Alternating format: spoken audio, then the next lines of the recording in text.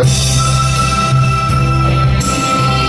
하나님 감사합니다. 좋은 날씨 주시고 오늘도 주님 앞에 나와 배울 수 있는 기회를 주심을 감사를 드립니다. 무엇보다도 주님 알기 원합니다. 주님 말씀 안에 온전히 들어가기 원합니다. 성령의 이끄심 따라 가기를 원하오니 주여 우리의 기도 들으시고 인도하여 주시옵소서. 비참한 식구들 많이 있습니다. 한 사람 한 사람 그 형편과 사정을 다하시는 주님, 그 모든 일들 가운데 합력하여 선을 이루시는 주님 만나게 하여 주시옵소서. 이 훈련의 과정이 헛되지 않고 반드시 주님 앞에 귀하게 쓰임받음을 믿사오며 감사드리며 예수님의 이름으로 기도드렸습니다.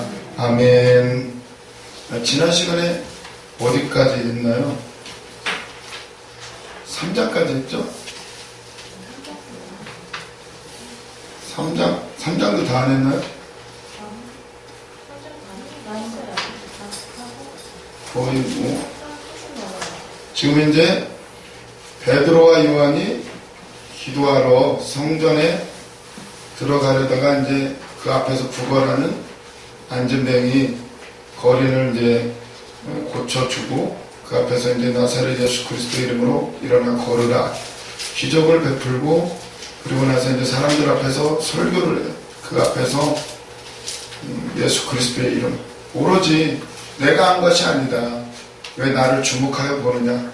오로지 예수 그리스도의 이름으로 저 거린이 낫게 되었다. 이러면서 이제 설교를 쫙 해요. 그러면서 회개하라, 돌이켜라. 바로 그 너희가 죽인 그 예수님이 바로 모세가 말했던 그 선지자다. 구약의 성경까지 인용을 하면서 22절, 3장 22절 모세가 말하되 주 하나님이 너희를 위하여 너희 형제 가운데서 나 같은 선지자를 세울 것이니 너희가 무엇이든지 그의 모든 말을 들을 것이라. 누구든지 그 선지자의 말을 듣지 아니하는 자는 백성 중에서 멸망을 받으리라 하였고, 모세가 예언한 말씀이에요. 모세가 가나안 땅에 들어가는 백성들에게 그곳에 가서 반드시 하나님의 말씀대로 살아라. 나처럼 이렇게 되지 말고 반드시 너희들은 들어갈 것인데 그곳에서 절대로 좌로나 우로나 치우치지 말고 말씀대로 살아라.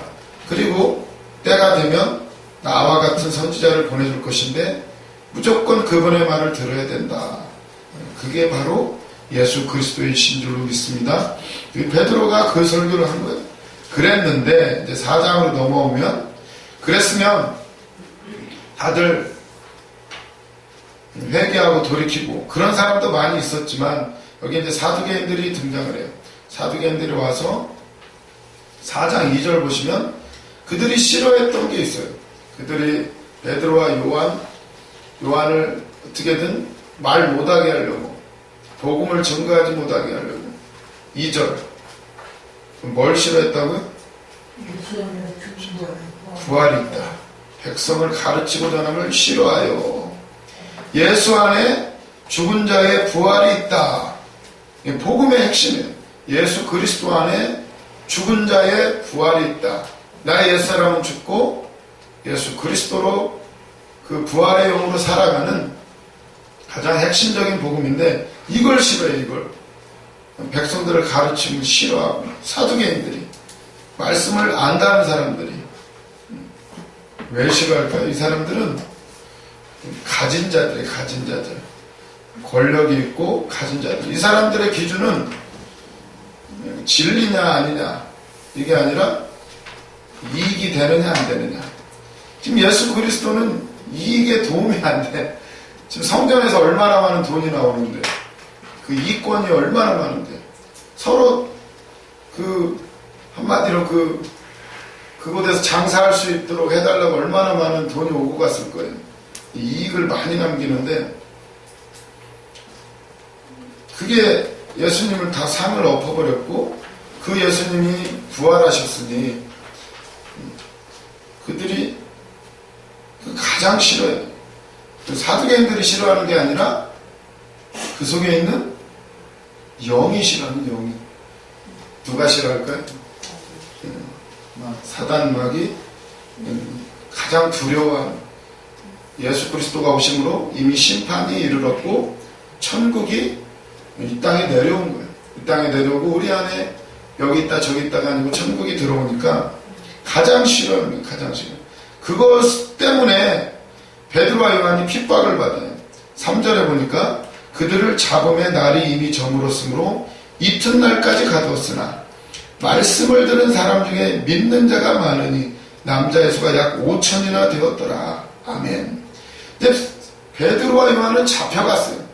그 다음날까지 잡아두었는데 사람은 잡아갔는데 그들이 들은 말씀은 살아서 막 역사를 하는 거예요. 말씀이 살아서 말씀을 들은 사람 중에 믿는 자가 많으니 남자의 수가 약 5천이나 되었더라. 아멘.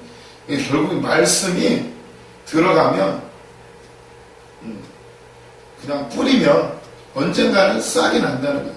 우리 가정 가운데도 그렇고 수많은 목사님들이 그런 설교하시잖아요. 그냥 예수천당만 외쳤는데 어떤 분은 그 예수천당 소리가 막 메아리 쳐가지고 도저히 그대로 잠을 잘 수가 없어서 결국은 교회를 갔다는 얘기도 들었고요.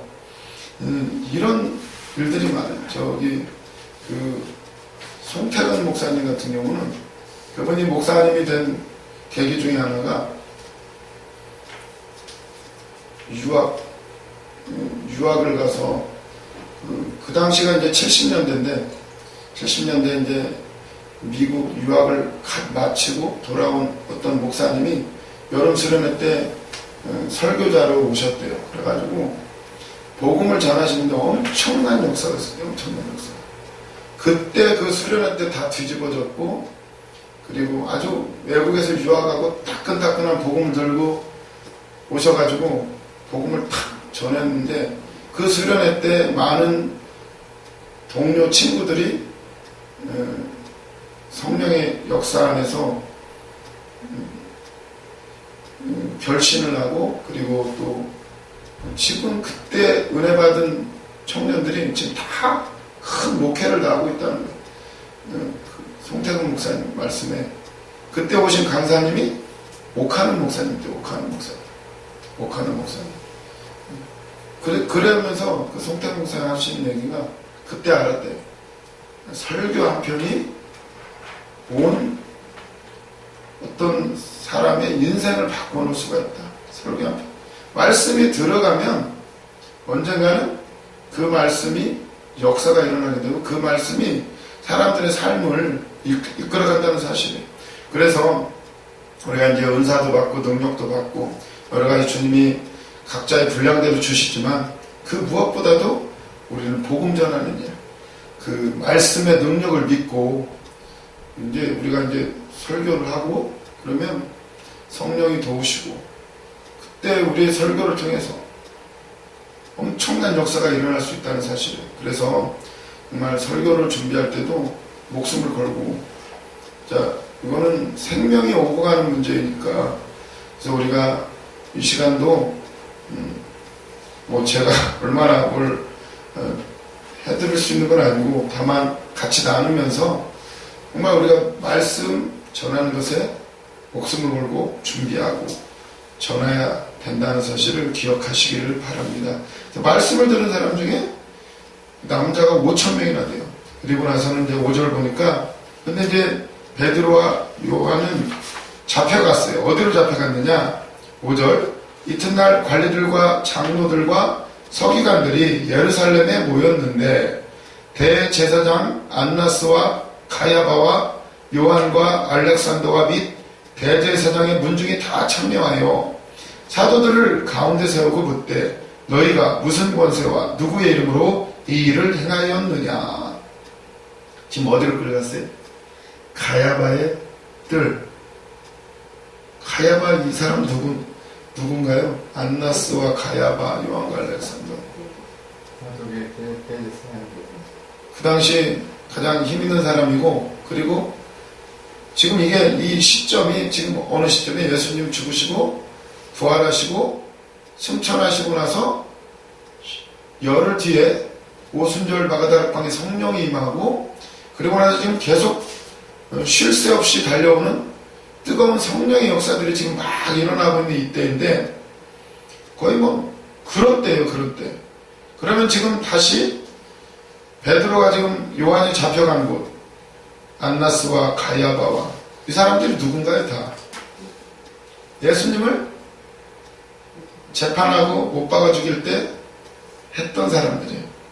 예수님이 섰던 그 뜰에 지금 베드로와 요한이 똑같이 그 자리에 서 있는 거예요.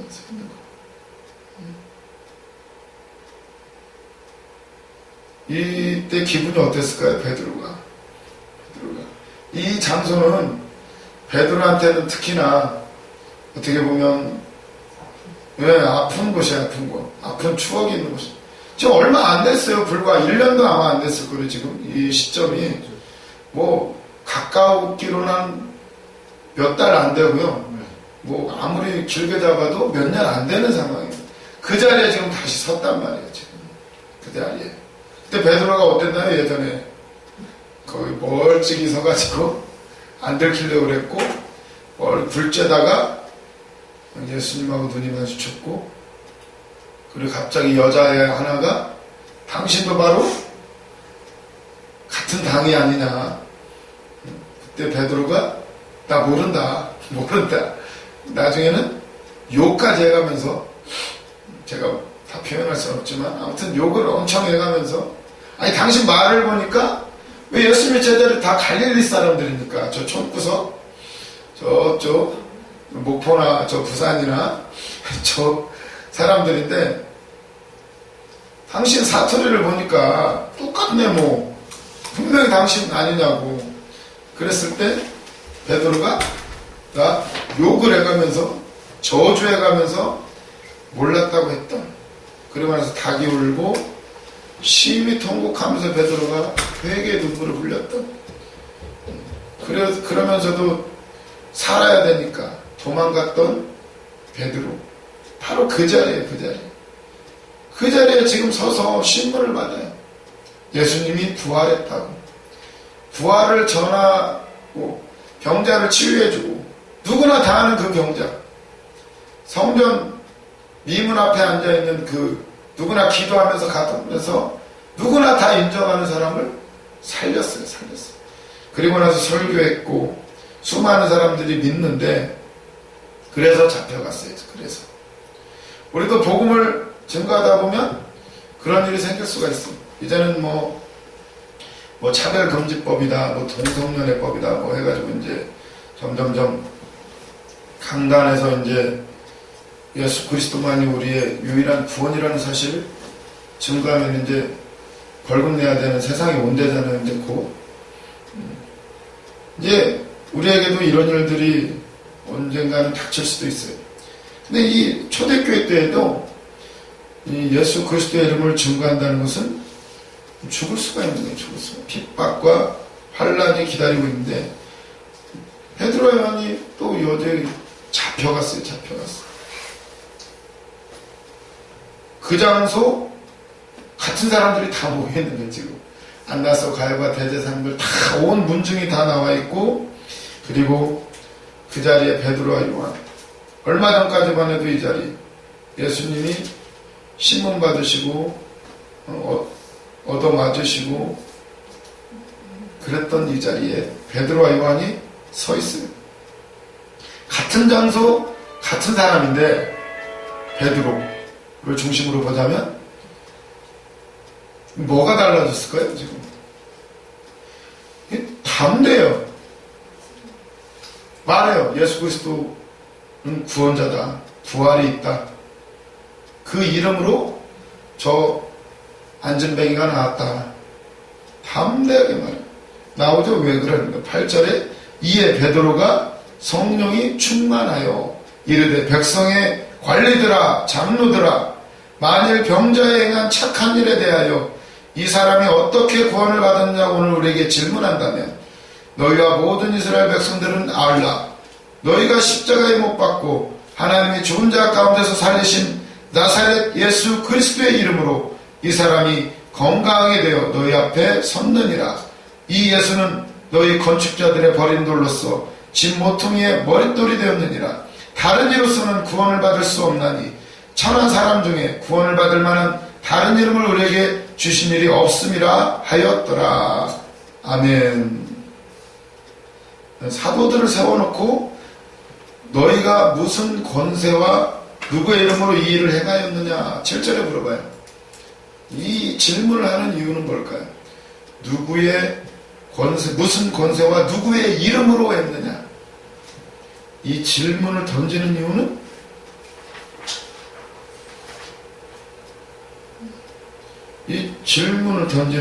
왜 그러냐? 이 페이지 보시면 권세와 이름 해가지고 7절의 질문은 두 사도들로 하여금 올무에 걸리게 덫을 놓는 것이다. 예수 이름만 나오면 다 싸그리 묶어가지고 하려고 하는 거죠. 요즘에도 뉴스에 그 어떤 연예인 하나 때문에 지금 온 쑥대밭이잖아요. 그 친구하고 친했던 사람들은 지금 다 같이 싸그리 뭐 그렇게 되고 있잖아요. 그런 것처럼 이 예수의 이름, 그 이름 도대체 너는 네가 이 일을 행하는 것이 누구의 이름으로 했느냐?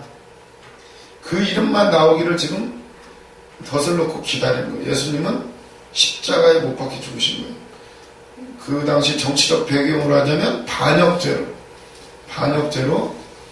하나님을 모독하고 그랬으니 그런 사람의 이름으로 병 고쳤다, 역사를 일으켰다 이렇게 하면 어떻게 되나요? 그러면 하나님을 반역하고 또 로마 권세에 반역한 자칭 왕이라고 하는 사람이 그런 사람의 이름으로 했다. 이것은 죽는 거예요. 이 덫을 놓는 거예요. 대제사장과 안나스, 가야바 이런 사람들이 다 이걸 노리고 하는 건데 베드로는 주저하지 않아요. 성령 충만해서 백성들아, 장로들아, 너희가 만일 이 사람이 어떻게 구원을 받으냐고 나에게 질문한다면 나는 말한다.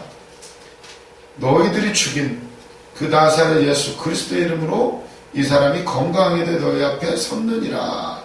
다른 이로서는 구원을 받을 수 없나니 천하 사람 중에 구원을 받을 만한 다른 이름을 우리에게 주신 일이 없음이라 하였더라. 아멘. 그래서 이제 이름이 중요해요.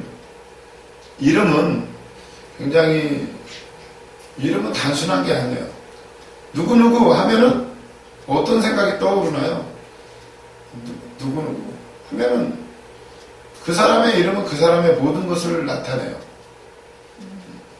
우리도 성경의 인물 아브라함 하면 딱 떠오르는 게 있잖아요. 야곱 하면 떠오르는 거. 아브라함 하면은 떠오르는 게 모리아산이 떠오르고, 야곱 하면 야복강이 떠오르고, 그 사람 하면 떠오르는 것들이 있어요. 그 사람의 성품, 그 사람의 얼굴이나 그런 것뿐만 아니라 그 사람의 모든 인격과 모든 걸 드러내는 거예요. 그래서 성경의 인물들의 이름을 살펴보면 거의가 그 이름의 뜻대로 살아가는 것을 볼 수가 있어요. 거의가 그 이름의 뜻대로. 굉장히 이름을 중요시해요. 그래서 우리 원장 목사님도 어떤 때는 이름 바꿔라 이렇게 하시는 이유가 다른 게 아니라 무슨 성경에도 근거가 있기 때문에 아브라함이 변해서 아브라함으로 하나님이 바꿔주셔요. 너는 그냥 아비가 아니라 열국의 아비가 되어야 된다. 모든 믿음의 조상이 되어야 된다. 이름을 바꿔주셔요. 야곱, 너는 사기꾼이 아니다. 너는 이긴 자다. 너는 승리자다. 너는 비겁하게 뒤에서 뒤통수 치고 이런 사람이 아니고 너는 승리한 사람이다. 하나님을 이기고 사람들을 이기고 환경을 이긴 사람이다. 이름을 바꿔주시오. 그 이름대로 살아가요. 그 이름대로. 우리에게도 예수 그리스도의 사람들이라는 크리스찬의 이름을 주신 줄로 믿습니다. 저는 그 이름, 우리가 전할 것은 그 이름이에요. 그 이름은 그 사람의 모든 것을 나타내게 되는데, 예를 보면 여기 제가 이제 예를 들었는데 모세 같은 경우는 출애굽기 5장 1절을 보시면 5장 1절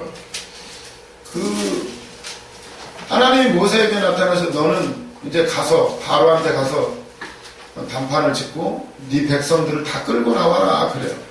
그때 모세가 계속 저는 못합니다 하면서 뭐라고 물어보죠? 뭐라고 하죠 하나님께? 아니 그러면 하나님 당신의 이름을 사람들이 물어볼 텐데 뭐라고 해야 됩니까? 그렇게 물어보죠.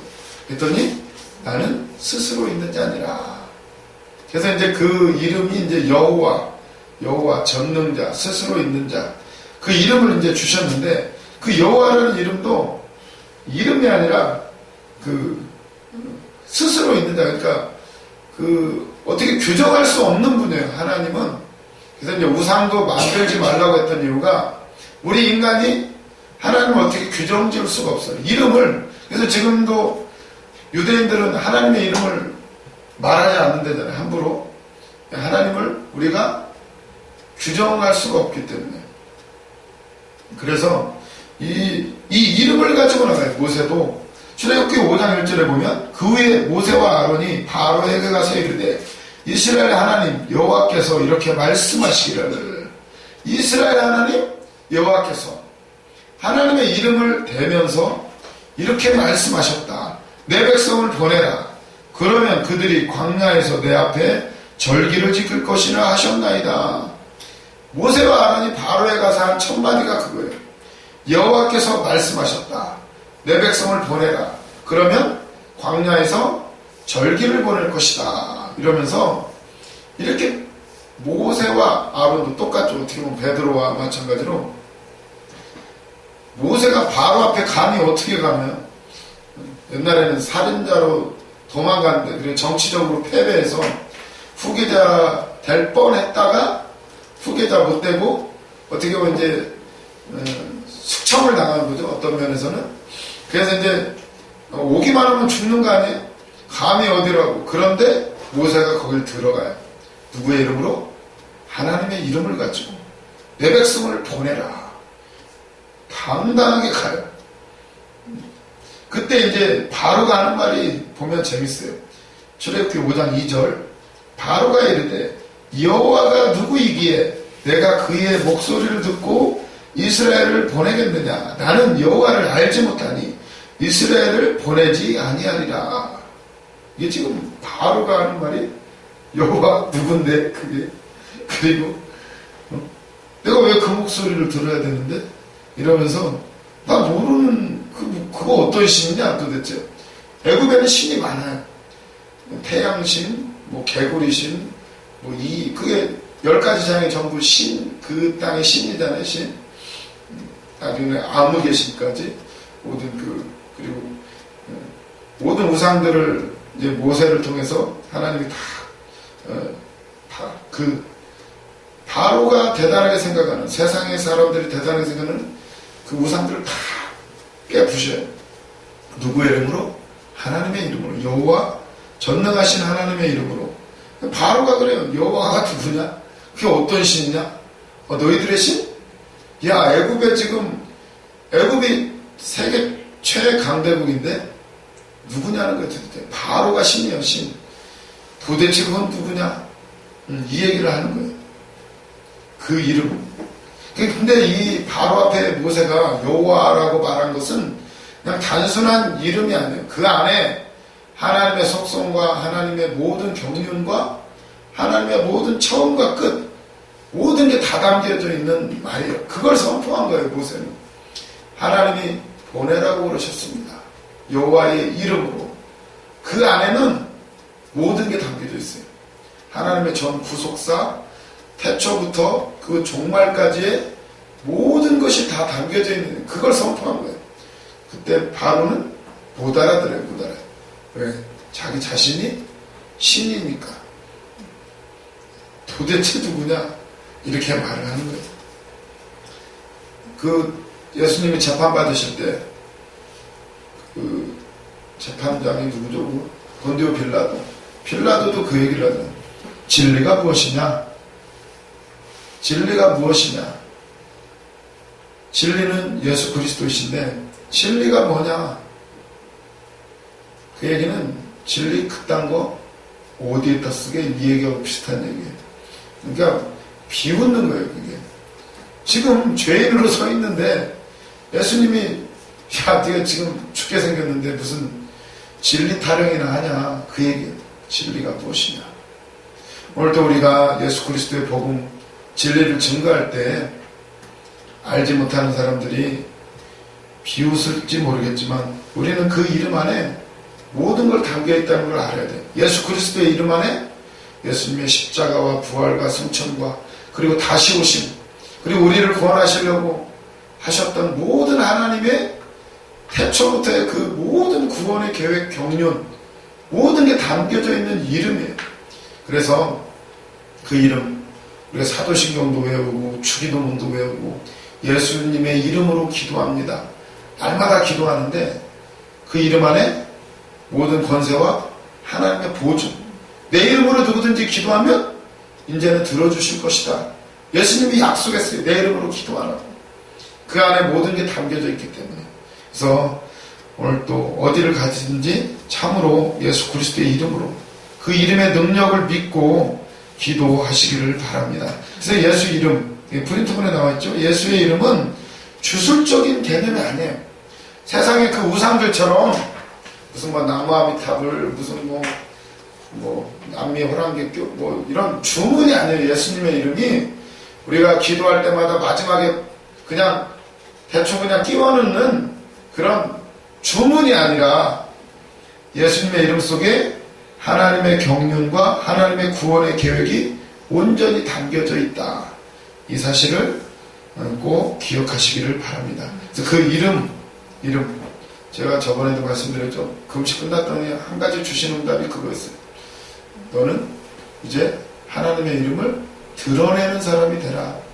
그 이름 안에 다 들어있으니까 전능하신 하나님, 여호와 이레의 하나님, 여호와 니시의 하나님, 라파의 하나님, 또 여호와 삼마, 임마누엘 그 이름 안에 다 담겨져 있어요.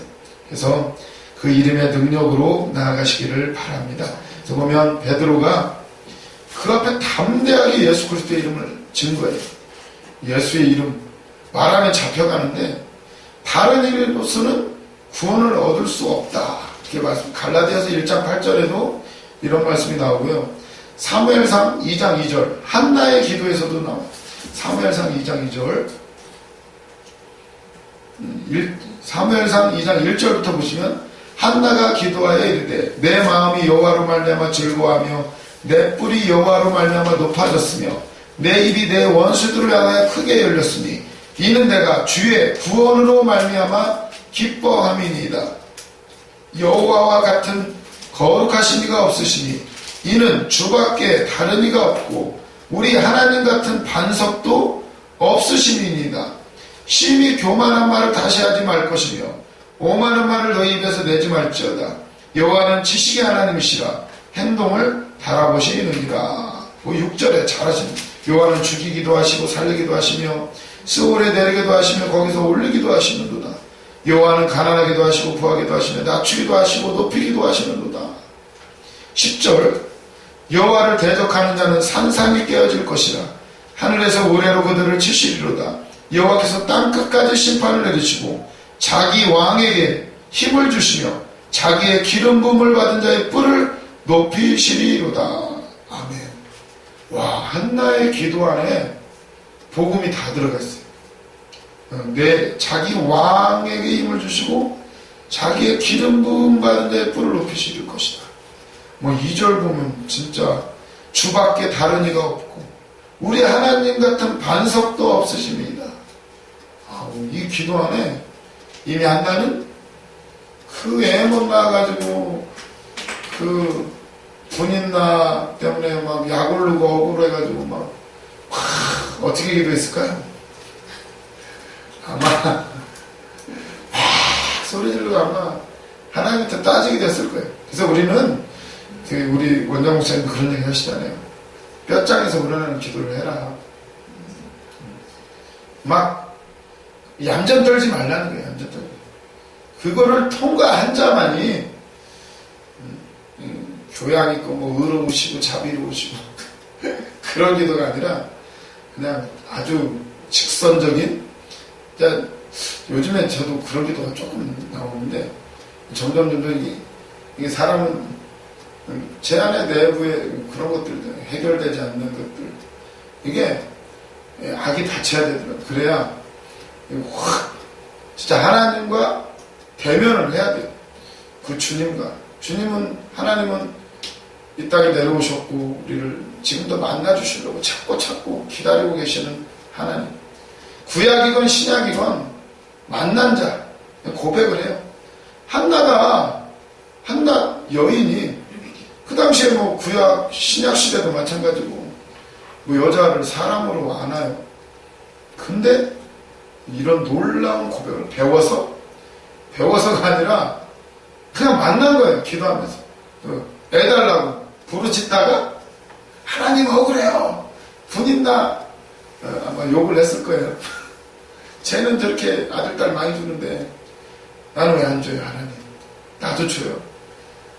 그 통곡을 하며 부르짖을 때 심지어는 그 엘리제세덱한테 도대체 왜 대낮부터 술 먹고 난리냐 할 정도로 했으니 아마 고래고래 소리를 지르면서 했던 것 같아요. 뭐 어떻게 했는지 아무튼 왜 술 먹고 낮에 여자가 성전에서 낮부터 이 모양이냐 할 정도였으니까 그 기도를 거친 자만이 이 고백이 나와요. 주밖에는 다른 이가 없고 우리 하나님 같은 반석도 없으십니다. 심히 교만한 말을 다시 하지 말 것이며 오만한 말을 너희 입에서 내지 말지어다. 여호와는 지식의 하나님이시라 행동을 달아보시느니라. 아멘. 하나님 다 보고 계신다는 거예요. 기도하라고 막 부르짖으라고. 이 한나의 기도, 한나가 아마 많은 걸 봤을 거예요. 이 기도, 하나님의 계획, 하나님의 구원, 왜 한나를 애를 안 주셨는지, 왜 부르짖게 했는지, 왜 울게 했는지, 왜 고난을 주셨는지 다 깨달은 거예요. 한순간에 쫙. 예전에 한번 기도하다가 그런 경험이 한 두세 번 정도 있었는데 그때는 진짜 통곡이 터져나오고 깨달음이 막 오죠. 모든 게 막 억울하고 막 슬프고 막 이랬던 게 다 이해되고 다 그냥 뻥 뚫리는 지금 그런 것이 필요한 시점인데 우리 누구에게나 그런 것이 필요하고 더군다나 그 베드로가 이렇게 담대하게 할 수 있는 거 통과한 거예요. 그 십자가와 부활을 온전히 경험한 자들 우리는 그것을 지금 통과하는 중인 줄로 믿습니다. 더 억울해져야 돼요. 더 막 악이 받쳐서 하나님한테 따져야 돼요. 욥이 따지잖아요. 욥이 따지면 동방의 의인이라는 사람이 한 번도 범죄한 적도 없고 예배 잘 드리고 항상 바르게 살아온 사람. 근데 그 사람에게 욥에게 사단이 가만 안 두죠. 하나님의 허락하에 사단을 통해서 자식들 열 다 죽고 재산 다 날라가고 다 떠나요. 다 온몸에 악창이 나고 기와장으로 팍팍 긁을 정도로 친구들까지 와가지고 한다는 소리가 위로는 못할지언정 회개해라. 네가 지금 제대로 신앙생활을 안 했으니까 그 모양이지. 우리도 많이 듣는 소리 중에 하나인데 왜 그렇게 사냐. 사명자가 됐으면 빨리빨리 하나님은 어디 계시냐. 그런 얘기를 들을 때가 혹여나 있을지 모르겠어요. 그러나 왜요? 기도하라. 만나야 돼요. 아까도 잠깐 우리 장대호 목사님하고 잠깐 얘기를 나눴는데 뭐 장신대원 좀 수많은 교단이 있고 별거 아니라는 거예요. 만나서 설교도 들어보고 만나보면 다 별거 아니고 뭐가 중요하다? 기도에서 하나님 만난 사람. 오늘 알긴 잘하는데 우리가 정작 뭘 중요하게 생각하세요? 교단 중요하게 생각하세요? 아니면 많이 배워야 맞네. 이거 어디까지나 우리가 지금 공부하는 것은 부수적인 거예요. 그 주님을 만나기 위한 어떤 방편으로 은사, 능력 이것도 주님을 체험하기 위한 방편이에요. 진짜 주님을 만난 사람 그 사람이 되면 지금 뭐 멋지게 쓰임받는 목사님들 보면 그거 다 통과하신 분들이죠.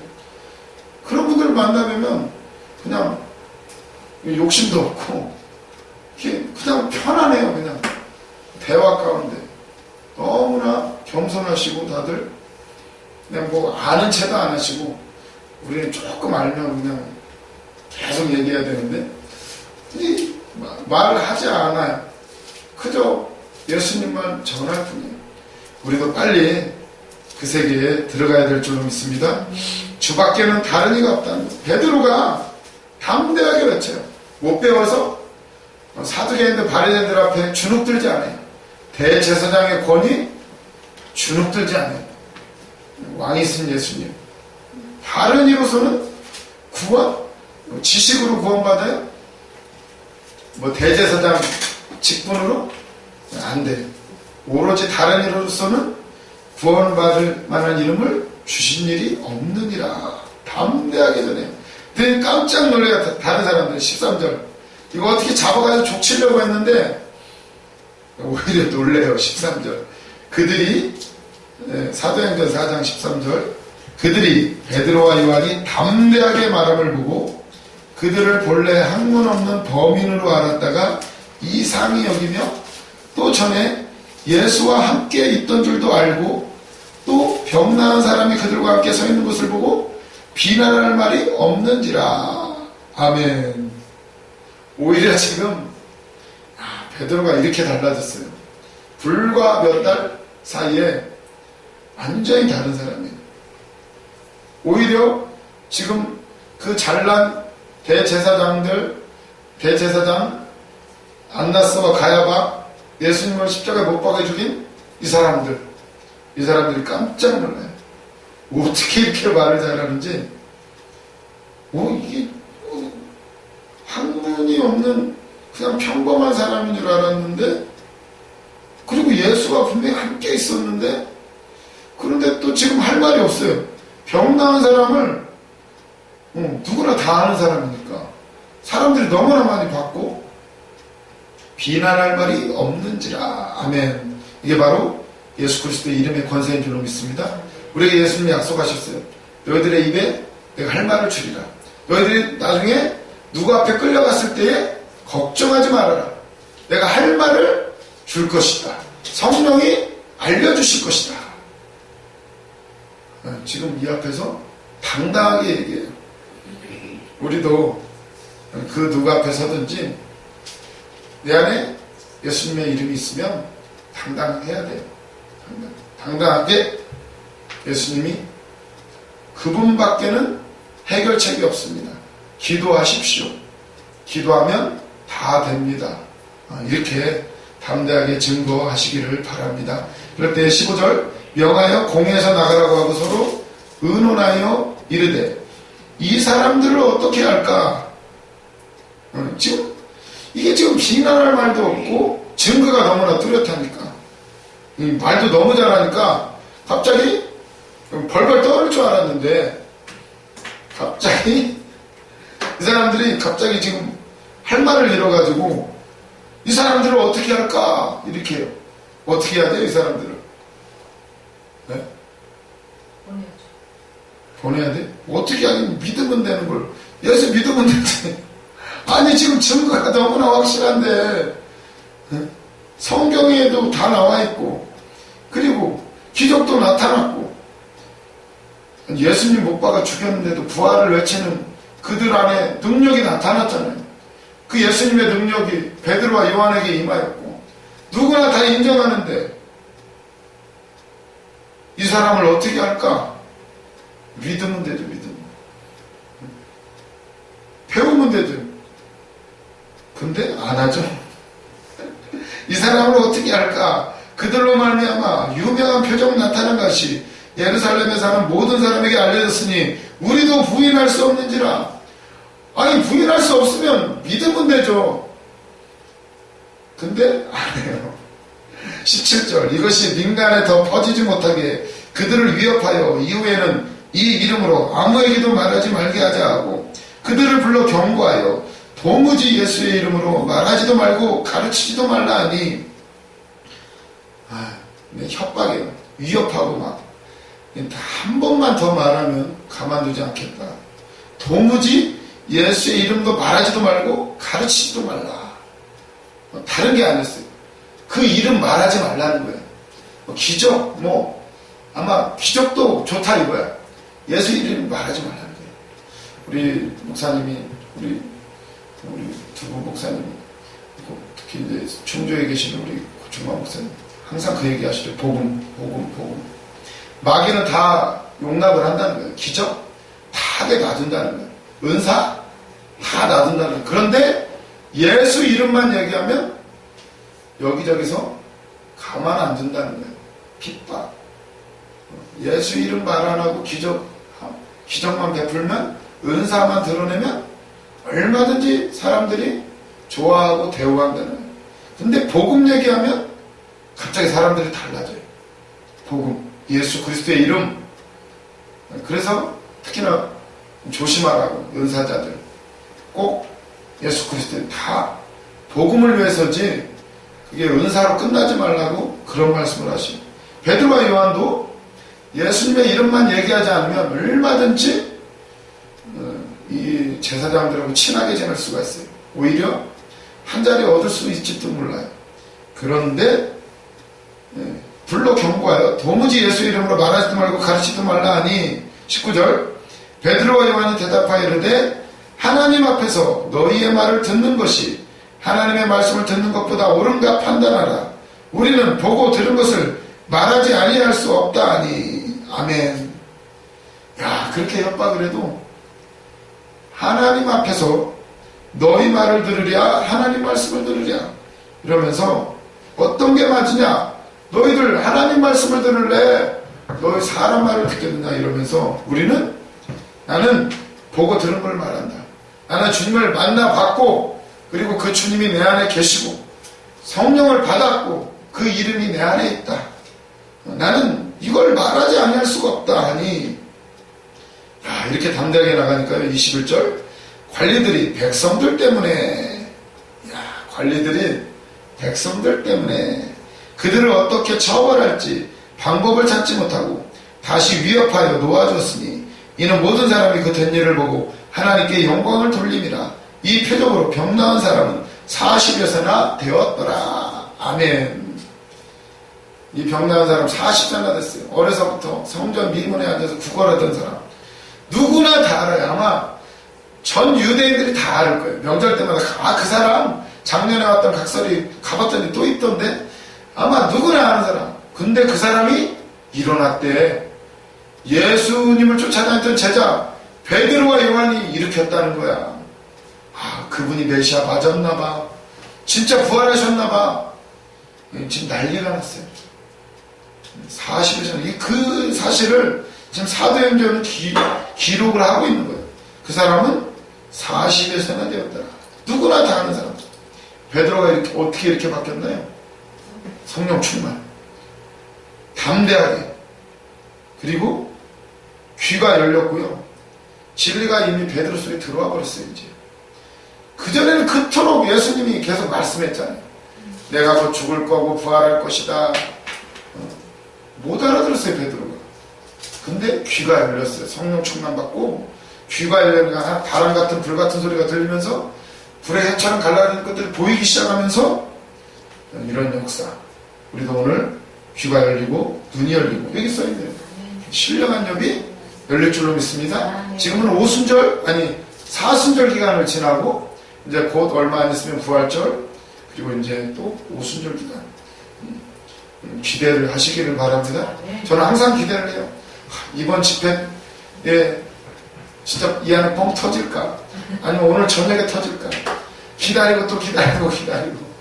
다른 게 문제가 아니라 자유로운 사람, 환경이나 사람들 앞에 그 어떤 것에도 주눅들지 않고, 물질이나 그 내 육신이나 어떤 것에도 얽매이지 않는 사람, 세상이 감당치 못하는 사람, 그걸 위해서 오늘 또 기다리고 반드시 우리 안에 지금도 만나셨지만 더 크게, 더 깊이 만나실 줄로 믿습니다. 그리고 베드로가 왜 이렇게 담대하나? 포인트를 보시면 말씀을 근거로 믿음을 가진 자. 말씀. 이제 말씀을 붙잡는 거예요. 변하지 않는, 말씀은 1.1핵도 변하지 않는다고 말씀하셨어요. 그거에 근거를 두니까 예수님이 명령하시고 그대로 한 거예요. 성령을 기다려라. 성령이 너희에게 임하시면 너희가 권능을 받고 예루살렘과 사마리아 온 유대와 땅 끝까지를 복음의 증인이 될 것이다. 말씀의 근거를 가지니까 흔들리지 않아요. 그리고 끝을, 결과를 아는 사람이에요. 결과. 그 말씀 안에 모든 하나님의 경륜과 계획과 모든 게 이제 다 보이니까 베드로가 담대할 수밖에 없어요. 반드시 주님 오시고 심판이 있고 그걸 아는 베드로는 이제 담대하지 아니할 수가 없어요. 이제 알고 가니까 모든 걸 알고 이미 예수님이 베드로한테 말씀해 주시죠. 너는 이제 네 마음대로 네 젊어서는 네 마음대로 다녔지만 이제는 원치 않게 네가 다른 사람들과 띠띠고 너를 끌고 갈 것이다. 너는 이제 말씀에 끌려가는 사람, 성령에 끌려가는 사람, 세상에 끌어가는 것 같지만 그건 하나님의 말씀에 끌려가는 삶이라는 거예요. 다 아니까 베드로가 이제 가는 거예요. 그 길을. 옛날 같았으면 바로 도망갈 텐데 담대하게 그 가야바의 뜰에서 예수님이 신문 받으셨던 그 자리에서 놀랍게 어떻게 보면 예수님의 복수라고 해야 되나? 다 갚아줘요. 담대하게. 예수님은 우리를 대신 지고 가셨기 때문에 침묵하셨어요. 모든 죄를 다 뒤집어 쓰셨어요. 하지만 베드로는 그 이유를 사람들 앞에 다 예수님이 왜 그렇게 하셨는지 당당하게 얘기해요. 증인의 삶 4번. 보고 들은 것을 말하지 아니할 수 없다. 우리가 기도하는 이유 더 보여주기를 원합니다. 주님 보여주시옵소서. 보고 들은 걸 말하지 아니할 수 없는 참 증인의 삶을 살기 위해서. 그래서 21절 보면 이 세상은 믿음의 사람들이 담대하기 시작하면 떨게 되어 있다. 우리가 벌벌벌 떨면 세상은 더 우리한테 함부로 해요. 그런데 우리가 담대해지면 이제 세상이 떨어요. 어찌하지 못하잖아요. 지금 관리들도 백성들 때문에 어쩌지 못해요. 너무나 증거가 확실하니까 고난과 죽음을 이기신 예수 그리스도가 있기 때문이다. 우리 안에 증거. 고난과 죽음을 이기신 예수님. 그리고 하나님의 은혜에 감격한 사람. 이게 바로 증인이에요. 그 은혜. 죽을 수밖에 없는 죄인. 예수님의 부인하며 살아왔던 나의 삶. 그걸 온전히 깨닫고 나니까 그럼에도 불구하고 주님이 다시 찾아오셔서 또 만나주시고 다시 일으켜주시는, 회복시켜주시는 그 주님을 만나고 나니까 하나님의 은혜에 감격한 사람은, 그 은혜의 감격을 붙잡고 있는 사람은 주변의 시선, 평가에 흔들리지 않는다. 자신이 본 것을 믿는다. 아멘. 우리는 오늘 또 말씀을 보고 있어요. 우리는 오늘 또 날마다 음성 듣고 나아가요. 기도하고 응답받고 나아가요. 이제 흔들릴 수가 없어요. 주변의 시선, 평가, 그런 신학교 옮기지. 그런 시선, 평가, 내가 만난 게 중요해요. 그 어디냐가 상관이 없어요. 전번에 이혜원 목사님도 오셨잖아요. 다 고백하시잖아요. 주님 만나면 다 달라져요. 오늘 또 그